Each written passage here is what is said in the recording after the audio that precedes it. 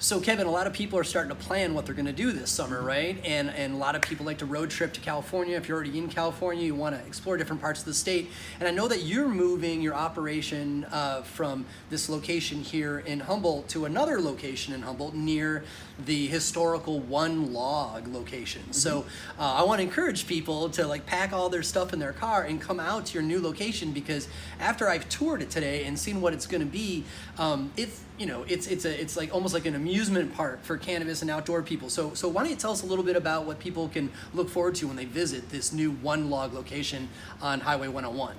I would love to. The One Log is a giant redwood tree that was driven around the country in the 50s, and it's right in front of our spot, and it's probably one of the most well-known redwood landmarks in all of the region.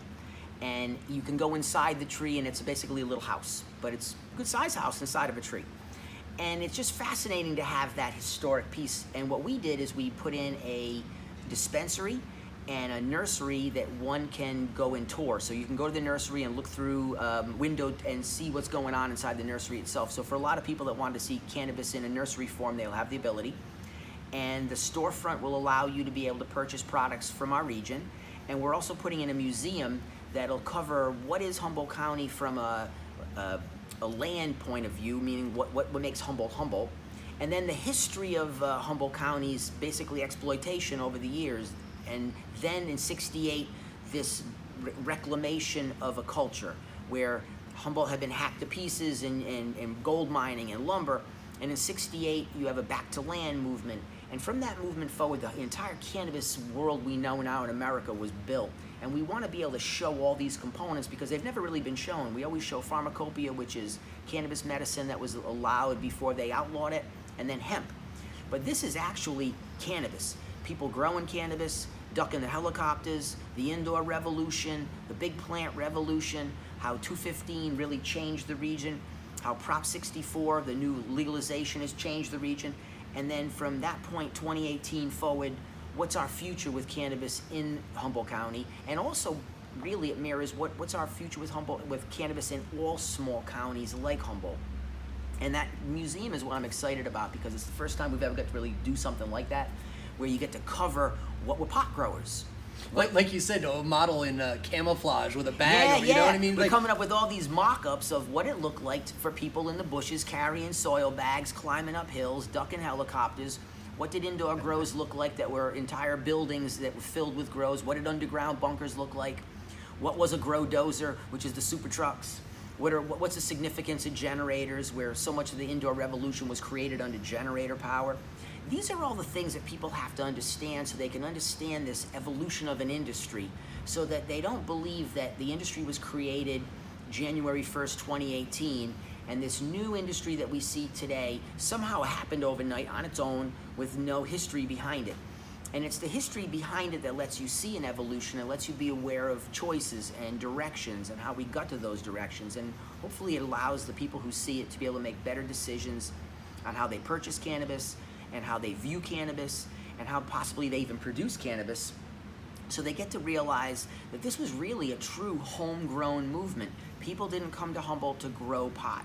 They came here to escape the world in 1968, and they wanted a counterculture life that was less violent, more communal, more holistic. And in the process, cannabis was cultivated, and then all of a sudden it started to be sold, and it organically grew this model. The history of Humboldt County cannabis is very much like Dennis Peron's model of medical cannabis, where friends of his were ill. He created a situation that allowed people to get free cannabis because they noticed that the people who were ill did better with cannabis. He creates the first cannabis clubs. He creates the first real social network where regular people who didn't have real connect could come there and be treated compassionately, meaning that you were not ostracized for your lack of money or your lack of social rank or your choices with your sexuality or color or religion. Dennis Peron didn't care who you were. If you needed cannabis, you could come in, and if you could afford it, you would buy it, and if you didn't, you would get it for free. That was the basis of Humboldt County's culture, the same thing. They're very important to understand because it lets you see how the humans behave when they're allowed to behave that way and the beautiful things that occur. And it's important, I think, for people to know this so that they realize that regular people made this happen. Regular people created compassionate cannabis. Regular people created the industrial cannabis model we're in now. And it allows you to say, I got you. It wasn't created by these big companies or these big branded firms. It was by regular small people who did this, which means you're still very valid and that you have an ability to make change yourself. And I think that when you see these things, it empowers people to realize that in whatever you're into in life, you may have way more impact than you ever believed, and you have to see these iconic figures and iconic times and iconic places to really appreciate it. And when you do that, it empowers you in a way that you can connect with, because you're like, wow, the cannabis is going to be $1 trillion industry globally, and in the United States, which is really driving this thing forward so hard in a large financial point of view, it was created by a bunch of people who were barefoot in the hills, basically hillbillies. And that's a huge statement, because it wasn't created by these mega companies that said, look, this is what cannabis should be. What they're doing is they're taking what cannabis was and they're just repackaging it, and with a nicer TV set telling you this is what it should look like. And for me, I want you to be able to go back in time and understand what drove this situation. And that's the beauty of the museum component. And the museum lets us bring in locals. We can then advertise the locals that do production or have a history in cannabis. We can then sell their products at the store. The location is got a setup in the back for music and for just basic lounging, to where we don't have any official smoking spaces, but people can pull off the road, enjoy the museum, check out the shop. There's a coffee shop and a restaurant connected to it, but in the back there's a beautiful park. And people can come and just take a break and sit down and enjoy and realize that Humboldt County life was beautiful life, that cannabis fueled a lifestyle that was really holistically healthy. And it was only later on that it became this incredible money chase where people got kind of a little lost in the pursuit. But the root of it is the most beautiful root, and that's what we want to pull back and show, is that the roots of this industry are not dirty, and they don't need to be hidden, they don't need to be shamed. And it allowed the region to be able to get a little different view, and I'm really excited about it.